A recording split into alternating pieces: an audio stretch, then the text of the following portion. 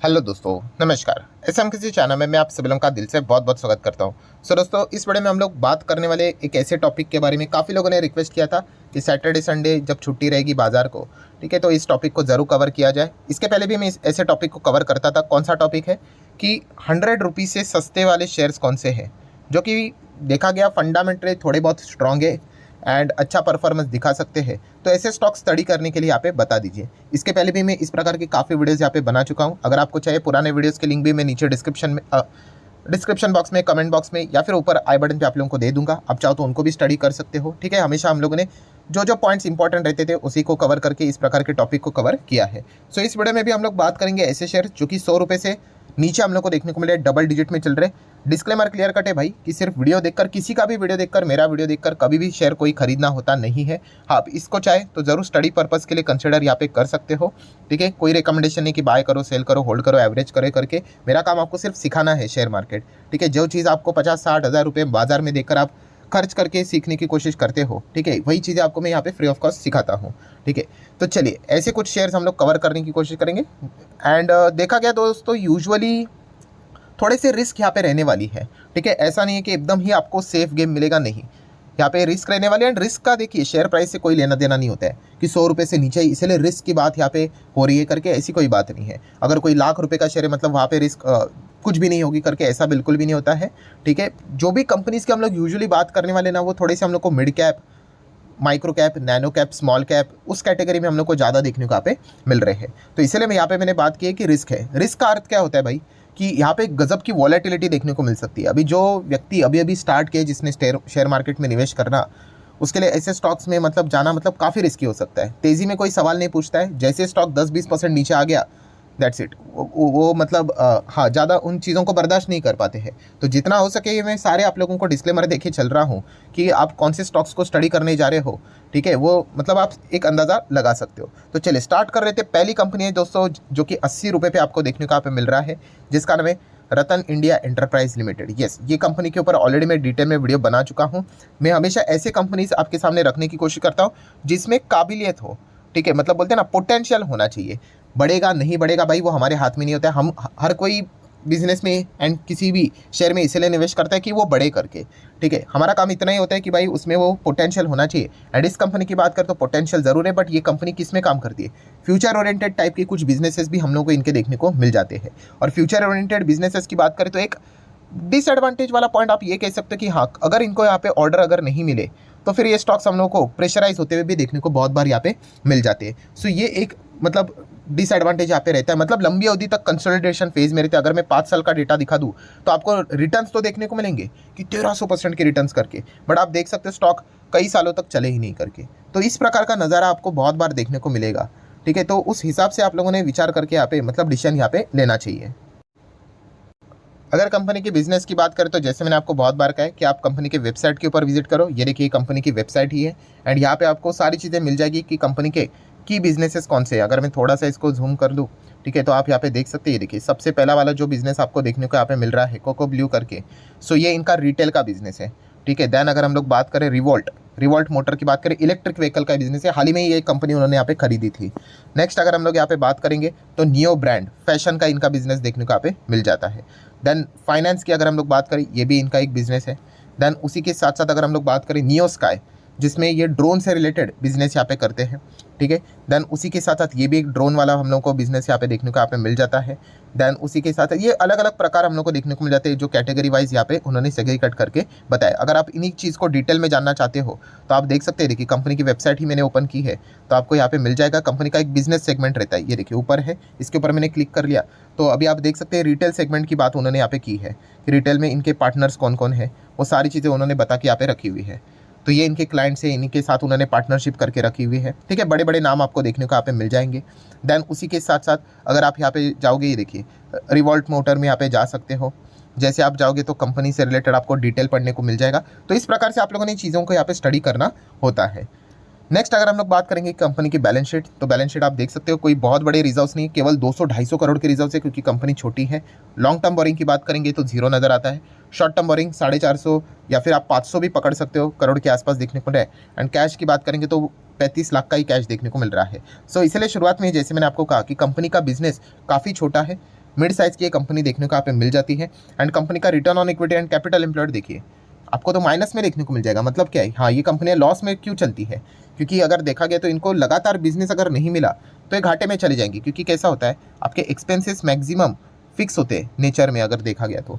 And अगर आपको सामने से उतना सेल नहीं हुआ, इनकम नहीं आया, तो ऑटोमेटिकली आप यहाँ पे क्या हो जाते हैं, घाटे में चले जाते हो। तो ये एक चीज़ हम लोग को देखने को मिल जाती है। बट इनका जो बिजनेस है, जैसे मैंने अभी आप लोगों को कहा, अदानी के साथ भी इन्होंने हाल ही में टाइप यहाँ पे किया है। तो ऐसे बहुत सारे मल्टीपल बिजनेसेस के साथ ये टाइप करते जा रहे हैं, तो जाके कंपनी भविष्य में अच्छा कर सकती है, वो हम ज़रूर यहाँ पे कह सकते हैं। देन अगर हम लोग बात करें शेयर होल्डिंग पैटर्न, तो प्रमोटर के पास 75% है, एफआईएस 8% है, डीआईएस को तो ये कंपनी पसंद ही नहीं, आप देख सकते हैं ही नहीं। पब्लिक 16-17% की होल्डिंग के साथ चल रहा है। तो रिस्क तो रहेगा ही भाई, ये बहुत ही रिस्की टाइप की कंपनी है। 80 का कब 60 हो जाए ये भी आपको पता नहीं चलेगा। इसके पहले भी यहाँ पे हो चुका है, और सडनली कब 200 हो जाए ये भी पता नहीं है। काफ़ी रिस्की टाइप की कंपनी होते हैं। सो इस कंपनी को चाहो तो स्टडी कर सकते हो। नेक्स्ट कंपनी की बात करेंगे, इजी ट्रिप प्लानर। येस, ये कंपनी इस लेवल पे मिलता ही नहीं, यहाँ पे तो बोनस स्प्लिट हुआ, इसलिए कंपनी 40-50 रुपये पे आ चुका है।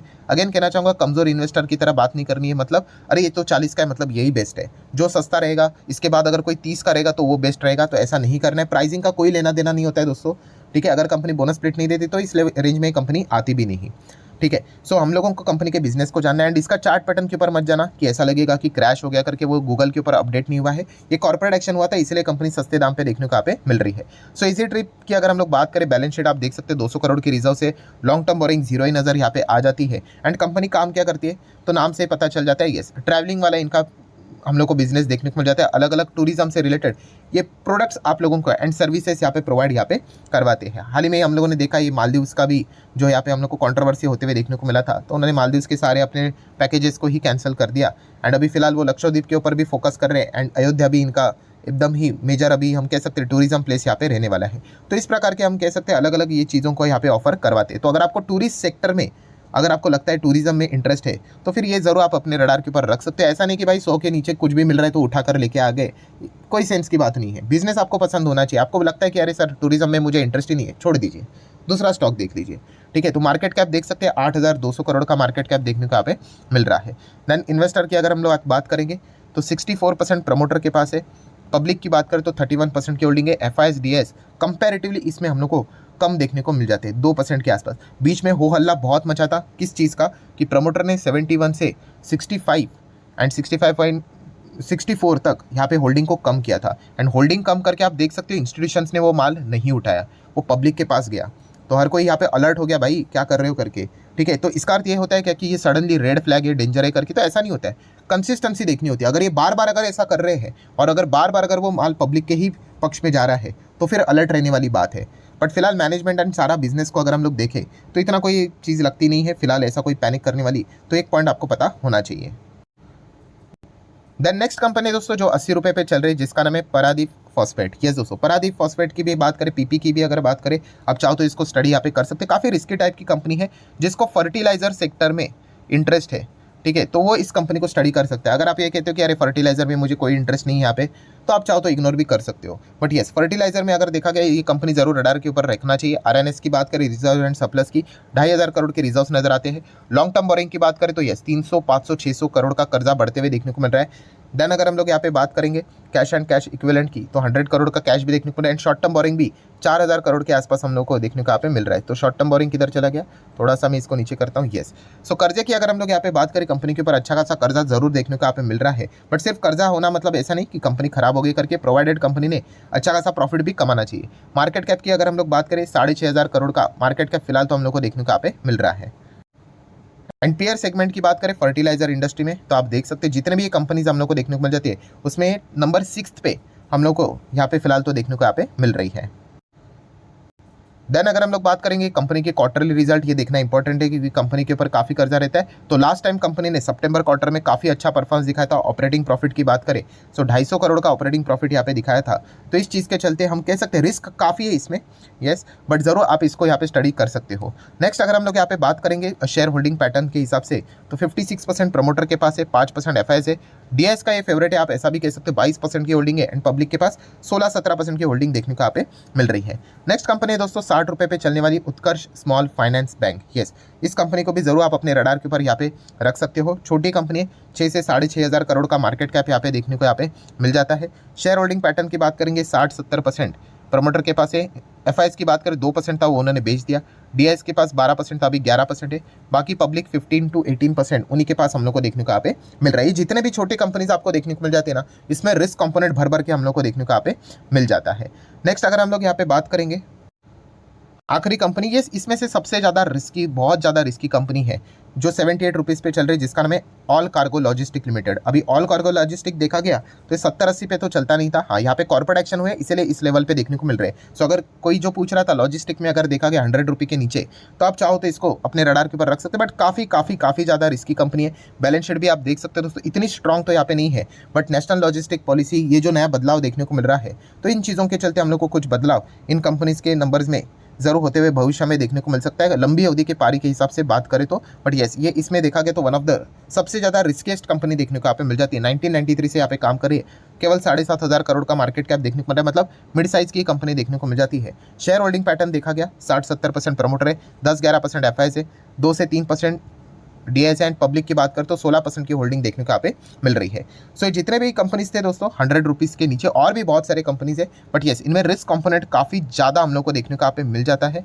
ठीक है, तो उस हिसाब से आप लोगों ने जरूर विचार करके फर्दर स्टडी करनी चाहिए। तो वीडियो हेल्पफुल लगा होगा, चाहो तो लाइक एंड शेयर कर सकते हो। मिलते हैं नेक्स्ट वीडियो में, तब तक के लिए बाय बाय।